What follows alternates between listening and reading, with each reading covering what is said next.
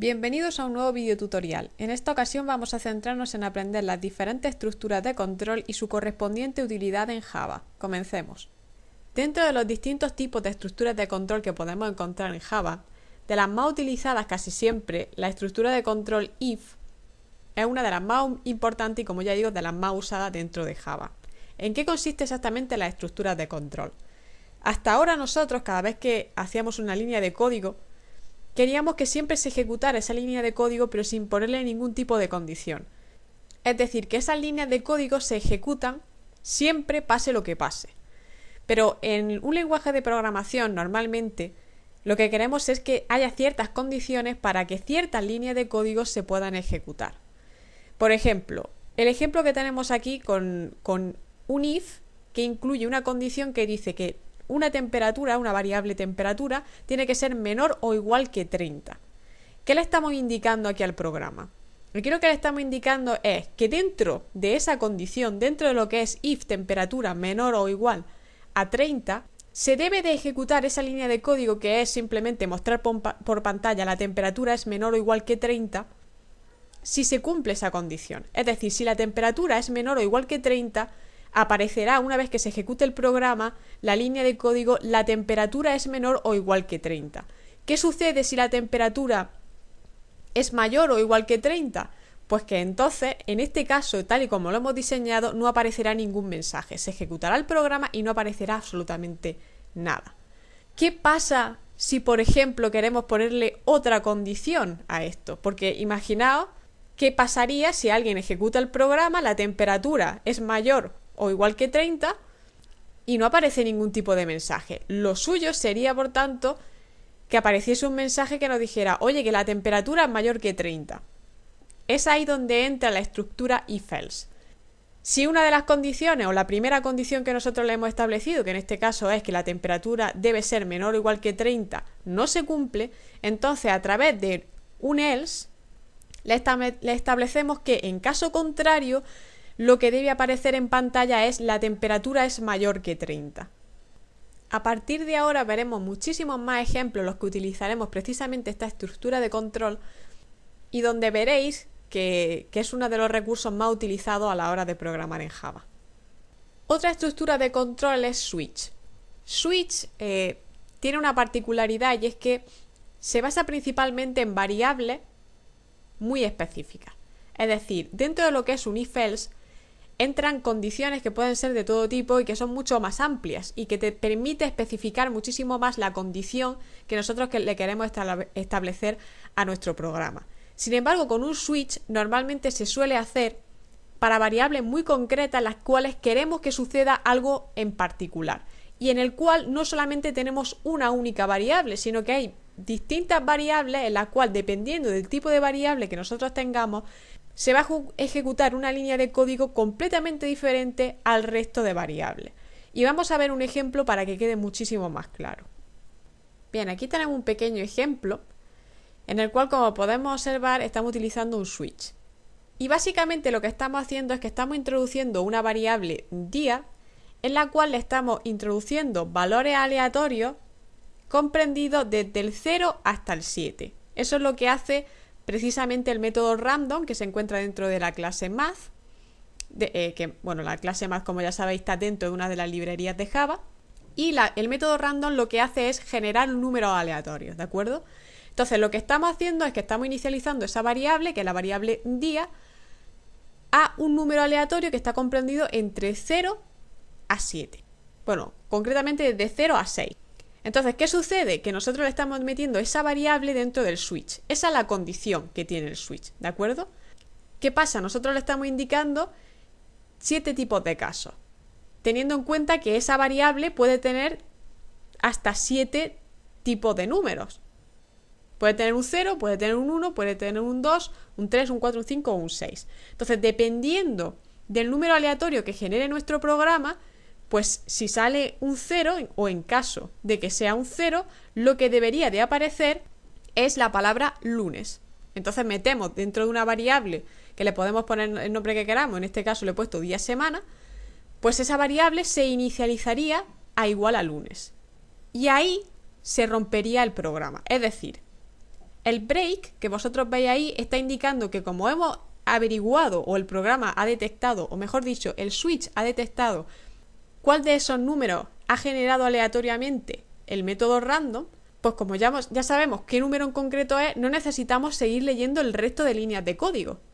Es tiempo innecesario que estamos invirtiendo en seguir leyendo el resto de líneas de código cuando ya hemos encontrado el caso en concreto. Entonces, si hemos encontrado que se ha generado, por ejemplo, el 0, pues automáticamente, una vez que ya le hemos introducido la especificación, que sería en definitiva que en la variable día-semana se introdujese esa palabra que es lunes, pues ahí automáticamente se rompe el programa. Es decir, ahí deja de ejecutarse y automáticamente se terminaría el método en cuestión. ¿Qué pasa si no es el caso 0, que es el caso 1? Pues entonces seguiríamos leyendo. Hasta que no encontrásemos el caso en concreto y el programa no ejecutara la palabra break, automáticamente seguiría leyendo el resto de casos, ¿de acuerdo? Y ya en el último caso, imaginaros que por lo que sea el programa o el método random no genera ninguno de esos números. Pues entonces simplemente le pondríamos como caso excepcional un default en el cual le pondríamos interrogación de ninguno de esos números entra dentro de lo que nosotros estamos buscando. Como ya digo, el switch se utiliza sobre todo para variables muy concretas y para cosas muy concretas. Ya estáis viendo que en este caso simplemente es para introducir los días de la semana dependiendo de un número aleatorio que se ha generado. Ya veremos otros ejemplos en los que se utiliza también esta estructura de control, pero en definitiva, como ya estáis viendo, se utiliza para variables muy concretas en las cuales tengamos diferentes tipos de resultados y que tengamos que evaluar dependiendo del tipo de caso que sea. Bien, y ahora vayamos a un apartado que es súper importante, que son las estructuras de repetición, o como nosotros solemos llamarlo, bucles. ¿Qué es un bucle? Bueno, un bucle en definitiva es establecer también una condición para que se ejecute un número determinado de veces una línea de código en concreto. Para nosotros poder entenderlo mejor, tengo aquí un pequeño ejemplo que os va a quedar súper claro de cómo o en qué exactamente consiste un bucle. Nosotros tenemos una variable i que está inicializada a 5 y le metemos la estructura de control while, que lo que hace es recorrer un número determinado de veces una condición que nosotros le establezcamos. ¿Cuál es esa condición en este caso? Pues nosotros le estamos poniendo que i, mientras i sea menor o igual que 50, que vaya repitiendo la estructura que nosotros le hemos establecido dentro de ese while para que se ejecute. ¿Cuál es esa estructura? Pues le hemos metido un system.out.println que lo que va a hacer es mostrarme por pantalla iteración número y la variable i que va a contener un número en concreto dependiendo de la iteración en la que nosotros nos encontremos, y luego el i++. ¿Qué es lo que hace ese i++? Nos ponemos en situación. Cuando empieza a ejecutarse ese while, nosotros lo que tenemos es que 5 es menor o igual que 50. ¿Se cumple la condición? Sí, porque efectivamente 5 es menor o igual que 50. Por tanto, empieza a ejecutarse el bucle. ¿Qué sucede? Que al empezar a ejecutarse el bucle, lo que me va a aparecer en pantalla es iteración número, y como i en ese momento es un 5, pues lo que me aparecerá será iteración número 5. Pero luego hay otra línea de código que me dice i++. ¿Qué quiere decir eso? Pues que lo que nosotros estamos haciendo es que le estamos sumando a la variable i, que en ese momento vale 5, un 1. Y por tanto, si nosotros sumamos 5 más 1, me aparece un 6. Volvemos otra vez al while. Y en ese momento, la variable i lo que va a contener va a ser un 6, porque hemos sumado a la inicialización de la variable, que es un 5, le hemos sumado un 1, y por tanto ahora esa variable va a contener un 6. ¿6 es menor o igual que 50? Efectivamente sí, por tanto el bucle se sigue ejecutando. Y lo que va a ejecutar va a ser la línea de código que me va a mostrar por pantalla iteración número 6. Después me vuelve a sumar la variable i un 1. Por tanto, ahora tendría un 7 esa variable. Y volvemos otra vez al while y me pone 7 es menor o igual que 50. ¿Se cumple esa condición? Efectivamente sí. Por tanto, se seguirá ejecutando esa condición hasta que lleguemos al 50. En el momento en el que lleguemos al 50, me dirá, ¿50 es menor o igual que 50? Efectivamente sí. porque le estamos poniendo la condición de que tiene que ser igual a 50. Por tanto, hasta ahí, esa sería la última vez que se ejecutaría while, porque en el momento en el que se mostrara por pantalla el 50 y pasásemos a la siguiente línea de código en la que le sumamos un 1, volveríamos de nuevo al while y ya tendríamos 51. Y entonces ahí, analizando la condición, me diría, ¿51 es menor o igual que 50? No. Por tanto, en ese mismo momento el bucle while deja de ejecutarse y se mostraría por pantalla todas las iteraciones que hemos ido realizando desde el 5 hasta el 50. Sabiendo ya en qué consiste exactamente un bucle y sobre todo cómo funciona el bucle while, lo que hay que siempre intentar evitar es, en primer lugar, que nunca se ejecute un bucle. En este caso, por ejemplo, tenemos un ejemplo en el que le ponemos que i es igual a 7 y si nosotros le estamos poniendo como condición al while que i debe ser menor o igual que 5, ese while nunca se ejecutaría. Por tanto, son líneas de código que no estamos utilizando nunca. Por tanto, esas cosas siempre hay que intentar evitarlas y tener mucho cuidado a la hora de implementar un bucle. Pero lo más importante es intentar evitar por todos los medios los bucles infinitos. Yo creo que uno no empieza realmente a programar hasta que por lo menos una vez en tu vida no pone un bucle infinito en algún programa y te revienta por todos lados. Un bucle infinito sería, por ejemplo, este caso. Y lo que estamos haciendo es que el bucle se ejecute infinitamente sin que nunca pare. Por tanto, muchas veces os pasará que si ponéis un bucle de este tipo, tengáis que incluso cerrar Eclipse porque la consola lo único que va a hacer es todo el rato ejecutar una y otra vez este bucle. Por tanto, ese tipo de bucle hay que intentar evitarlos por todos los medios, aunque probablemente alguna vez en la vida lo haréis. Vayamos con otra estructura de repetición. En este caso tenemos el do while. ¿Qué diferencia hay entre el while y el do while? La principal diferencia es que en el caso del while, hasta que no se cumple la condición que le estamos introduciendo en el mismo while, el bucle no empieza a ejecutarse.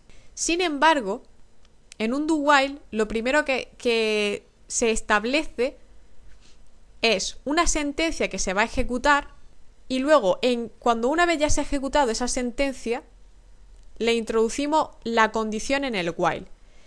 Y si por tanto esa condición se cumple, entonces se sigue ejecutando la sentencia. Es decir, primero se ejecuta la sentencia y luego, dependiendo de la condición que le hayamos establecido en el while, se seguirá ejecutando o no. En el caso del while, si no le ponemos la condición de tal manera que el bucle comience a ejecutarse, nunca se va a ejecutar la sentencia en caso, por ejemplo, como he comentado anteriormente, de que no hayamos establecido bien la condición. Sin embargo, en un do while, al menos una vez esa sentencia se va a ejecutar. Mínimo una vez. Después, si la condición no se cumple, se seguirá ejecutando el bucle o no.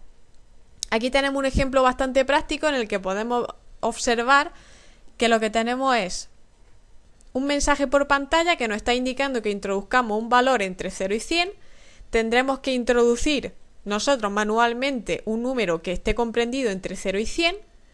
Y si ese número se ha introducido de forma correcta, entonces el while ejecutará esa condición. Y por tanto, aparecerá el número introducido es 20, por ejemplo. Pero imaginaros que les ponemos 101 una vez que se ejecuta de nuevo esa línea de código. Porque una vez que hayamos introducido bien el número, de nuevo nos aparecerá el mensaje introduzca un valor entre 0 y 100. Es decir, el bucle se romperá en el momento en el que introduzcamos un valor que no esté comprendido entre 0 y 100. Quizá dentro de lo que son las estructuras de repetición, la más usada con diferencia es el bucle for. El bucle for es bastante particular porque se compone, o para poder establecerlo, se tiene que hacer de la siguiente manera. Dentro de lo que son los paréntesis, que es la condición que nosotros le establecemos al bucle for para que se ejecute, tenemos que establecer lo que es su inicialización, la condición por la cual se va a seguir ejecutando y la actualización. Vamos a explicar en qué consiste cada una de ellas. En primer lugar, tenemos lo que es la inicialización. Es decir, al igual que hacíamos con el while, tenemos que tener una variable que en principio va a estar inicializada a un valor determinado. En este caso, lo inicializamos al valor de 0.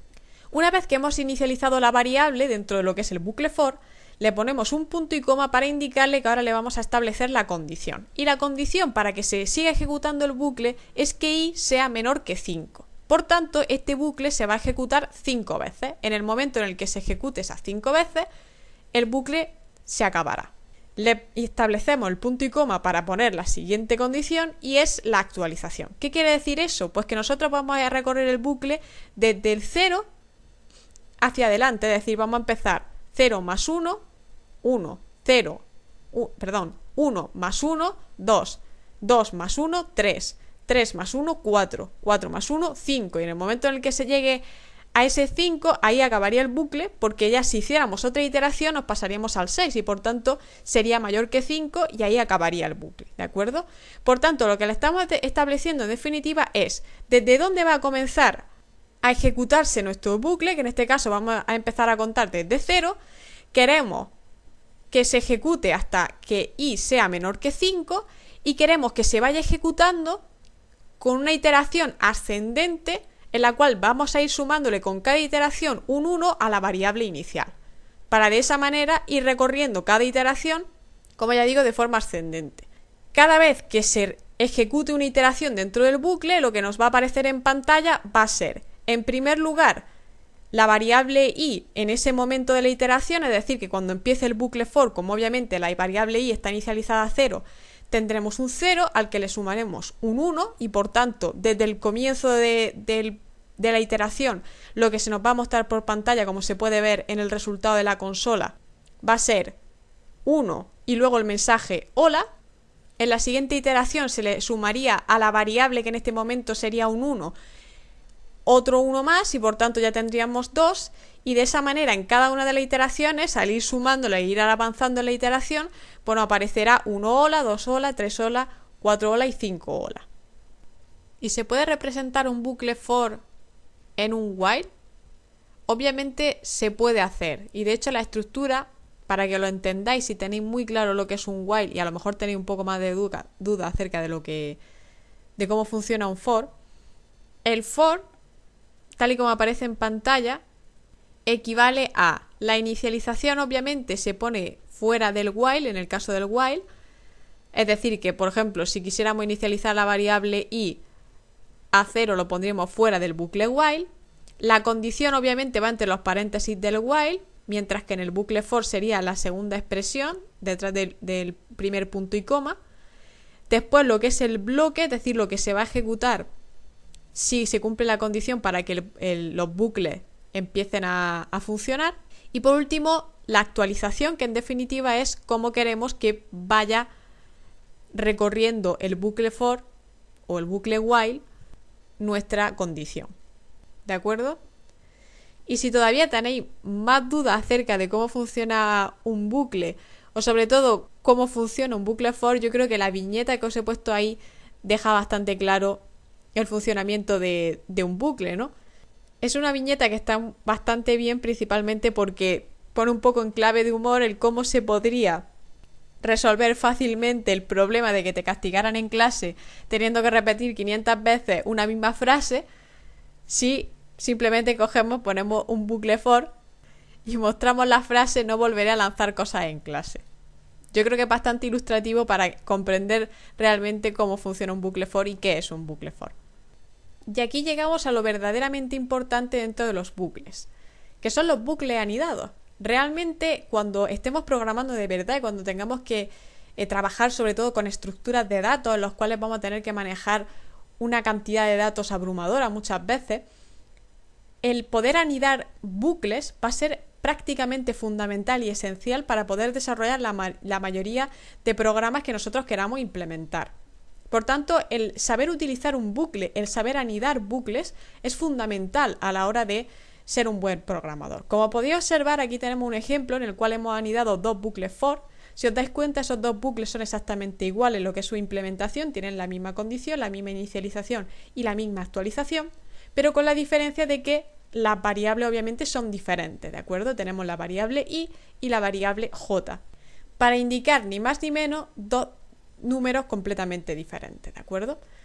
Si os dais cuenta, dentro de lo que es el system.out.print, lo que nosotros tenemos es un tabulador al final de ese i y de ese j, ¿de acuerdo? Que si os dais cuenta en la salida de la consola que está justo debajo, lo que nosotros tenemos o lo que nos aparece dentro de esa matriz que se ha generado son un corchete en el cual tenemos un número separado, dos números separados por una coma, y en el cual hay un espacio entre cada uno de los corchetes, ¿de acuerdo? Si os dais cuenta, dentro de lo que es system.out.print no he puesto el ln porque el ln lo que hace es hacer un salto de línea. Y nosotros no queremos que se realice ese salto de línea porque, como podéis comprobar, para poder hacer la matriz y que salgan 3 filas y 3 columnas, tenemos que poner simplemente un tabulador. Por tanto, en esa línea que está metida dentro de los dos bucles, es decir, dentro del bucle for con la variable i, dentro del bucle for con la variable j, es decir, se está recorriendo dentro de los dos bucles, lo que nos interesa es simplemente que haya un espacio entre los corchetes para separarlos, ¿de acuerdo? En el momento en el que el bucle, el segundo bucle, el de la variable j, termina, si os dais cuenta, lo que sí que aparece es un salto de línea. Un salto de línea que lo hemos establecido a través del system.out.println, ahí sí, y ahí se realiza ese salto de línea para de esa manera, con la siguiente iteración, poder establecer la siguiente línea de la matriz, que en este caso sería los paréntesis con el 1,0, un tabulador, 1,1, otro tabulador, 1,2 y ya otro salto de línea hasta terminar con la siguiente línea, que sería la última, porque estamos recorriendo, como podéis observar, 3 veces cada sentencia, y de esa manera se nos genera esa matriz que veis en pantalla, ¿de acuerdo? Por tanto, es muy importante no solamente saber establecer bien los bucles y las veces que queremos que recorran una misma sentencia, sino también establecer bien qué es lo que queremos que se muestre por pantalla, ¿de acuerdo? Aquí, si no establecemos bien cómo queremos que se genere lo que va a aparecer en pantalla, obviamente no aparecería esa matriz, y entonces tendríamos que estar dando palos de ciego para hacer algo tan sencillo como es simplemente mostrar esa pequeña matriz. Y simplemente es tener muy claro cómo funcionan los bucles, cómo se anidan los bucles y sobre todo cuál es el funcionamiento y cómo queremos que se muestre algo en pantalla. Bueno, y vamos a comentar un poco por encima lo que son las estructuras de salto. Como he comentado, por ejemplo, anteriormente cuando he explicado el switch, break lo que hace principalmente es interrumpir inmediatamente la ejecución de una estructura de repetición, ¿de acuerdo?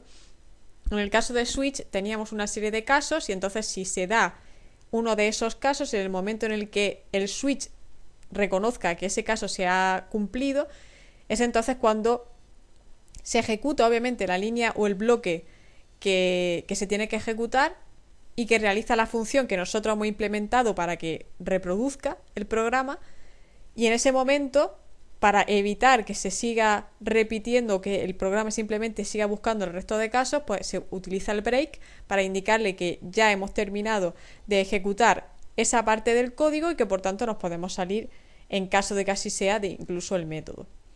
Y en el caso de la instrucción continúe, se utiliza simplemente en caso de que queramos que se reinicie el bucle. Es decir, imaginaos que llevamos o estamos en una parte del bucle en la cual se ha ejecutado ya parte de las instrucciones, pero por algún motivo queremos que se reinicie en algún momento determinado de la ejecución del programa. Pues entonces se utiliza ahí la instrucción continue y de esa manera el bucle se reinicia al principio. Pero probablemente muchos llegados a este punto os preguntaréis: vale, nos ha explicado 3 tipos de estructuras de repetición, pero ¿en qué caso utilizo cada una de ellas, no? Bien, while se utiliza sobre todo en los casos en los que no tenemos muy claro el número de veces que queremos que se repita una ejecución. Simplemente tenemos una condición que queremos que se cumpla y mientras esa condición se cumpla se va ejecutando ese bucle. Entonces, de esa manera el while sí que es muy útil, porque no sabemos exactamente el número de veces que se va a repetir ese bucle o ese número de iteraciones, pero sí que tenemos muy clara cuál es la condición que le queremos poner al while para que se vaya ejecutando, ¿no? En el caso, por ejemplo, de do while, es exactamente igual que el while, pero con la diferencia de que queremos que la primera sentencia dentro de nuestro método se ejecute independientemente de la condición que le pongamos al while en un principio. Es decir, si queremos poner, por ejemplo, un menú, como hemos hecho antes, por ejemplo, donde poníamos introduce un número determinado o introduce un número que esté comprendido entre tal y tal. En ese caso nosotros queremos que se ejecute en primer lugar esa instrucción y se muestre ese mensaje en pantalla. Entonces, eso lo metemos dentro del do, esa sentencia. Y luego en el while se ejecutará dependiendo de si hemos introducido bien el valor y hemos metido el valor comprendido entre la condición que le hemos establecido, es decir, entre 0 y 50, por ejemplo. Si se da el caso, entonces el bucle while se ejecuta y por tanto se volverá a mostrar ese mensaje en pantalla que introduzcamos otra vez el número, ¿no?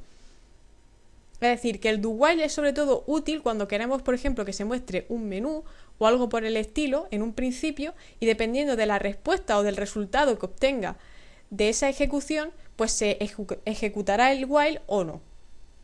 Y en el caso del bucle for, se utiliza principalmente cuando tenemos muy claro el número de veces que nosotros queremos ejecutar nuestro bucle. Es decir, si tenemos muy claro que queremos ejecutar un bucle 100 veces, 500, 200, las que sean, entonces lo normal es utilizar un bucle for, porque sabemos exactamente el número de veces que queremos que se produzcan las iteraciones. No es como en el while que no sabemos exactamente el número, simplemente tenemos muy clara cuál es la condición que queremos que se cumpla para que el bucle funcione, pero no tenemos claro el número de veces que queremos que se repita. Bien, pues como es costumbre vamos a hacer un pequeño ejercicio en el cual vamos a aplicar todo lo que hemos ido viendo a lo largo del video tutorial, ¿de acuerdo? Y el ejercicio que vamos a hacer es el siguiente. Vamos a implementar un programa que permita realizar operaciones con una secuencia de números enteros. N es un parámetro definido por el usuario. Es decir, que el usuario va a establecer por teclado un número cualquiera, por ejemplo, 3, y entonces lo que me va a generar el programa va a ser una cadena de números enteros, es decir, me va a poner un listado con el 1, el 2 y el 3, ¿de acuerdo? Dice, a partir de este valor vamos a implementar 4 métodos, incluido un toString. Calcular sumatoria, que devolverá la suma de los primeros números, es decir, si el usuario en concreto mete el valor 3, lo que se me genera es una lista con 1, 2 y 3. La sumatoria de esa lista sería sumar 1 más 2, que sería 3, y luego 3 más 3, que sería igual a 6. Es decir, la sumatoria de todos los números me daría 6. Calcular productorio, devolverá el producto de la serie. El productorio sería básicamente ir multiplicando cada número. Es decir, lo que tendríamos sería, en el caso utilizando de nuevo la serie de 3 números, sería 1 por 1, 1. 1 por 2, 2. 2 por 3, 6. Y así sucesivamente si el listado, por ejemplo, pues fuese más largo, ¿vale? Sumatoria de los números pares. Computar la suma de los números de los n primeros números pares. Es decir, que lo que haríamos sería hacer la sumatoria del listado que tenemos de todos los números pares. Es decir, que si seguimos con el mismo ejemplo, tenemos ese listado de 3 números, la sumatoria sería el 2, porque no hay otro número par. Por tanto, lo que me aparecería en consola sería el número 2, ¿de acuerdo? Y hay que hacer lo mismo también, pero con los números impares. Es decir, que en ese listado de 3 números, la sumatoria de todos sería 4, porque tenemos de números impares el 1 y el 3. Si a eso lo sumamos, me saldría 4, ¿de acuerdo? Entonces, teniendo bien claro y habiendo leído el ejercicio una y otra vez y teniendo claro exactamente qué es lo que nos pide, yo obviamente ya tengo resuelto aquí lo que es el ejercicio, ¿de acuerdo? Y vamos a ir explicando paso por paso, como suelo hacer yo, cada una de las líneas de código y de los métodos que he ido realizando, ¿de acuerdo? Entonces, en primer lugar, vamos a establecer un atributo que va a ser privado porque solamente le concierne, como ya vimos en la clase de objetos. Y si tenéis dudas acerca de clases y objetos, no lo tenéis todavía claro y dudáis mucho, os vais al anterior videotutorial y por favor revisáis el videotutorial 5 y el 5.2, que ahí lo explico detenidamente y se entiende todo. Lo revisáis, hacéis ejercicios y que os quede claro, porque si no, no tiene ningún sentido que os pongáis a hacer este ejercicio si no tenéis todavía claro en qué consiste en clase y objeto, ¿de acuerdo? Entonces, estamos en la clase serie enteros, que es la clase que yo me he creado para poder desarrollar el ejercicio, y lo primero que he hecho ha sido generarme, como se puede observar aquí, un método privado. ¿Por qué? Porque solamente le concierne a la clase serie enteros. Este atributo privado es un entero, ¿de acuerdo? Porque lo que nosotros queremos generar es un listado de números enteros, y le he puesto como nombre n. Le podría haber puesto cualquier otro y vosotros le podéis poner el que queráis, pero yo le he puesto n, ¿de acuerdo? Entonces esa es la variable con la que vamos a ir jugando a lo largo de todo el ejercicio. Teniendo en cuenta esto, me he generado un constructor, como podéis observar aquí, el cual no he inicializado lo que es esta variable, por eso le pongo el this, porque estoy utilizando la variable que me he declarado al principio de todo y que es la variable general del ejercicio. Entonces estoy utilizando esta variable, que es esta, y la estoy inicializando a este argumento, al argumento que yo le estoy introduciendo en el constructor, que como ya sabéis el constructor se crea utilizando el mismo nombre de la clase, ¿de acuerdo? Pero sin obviamente el class.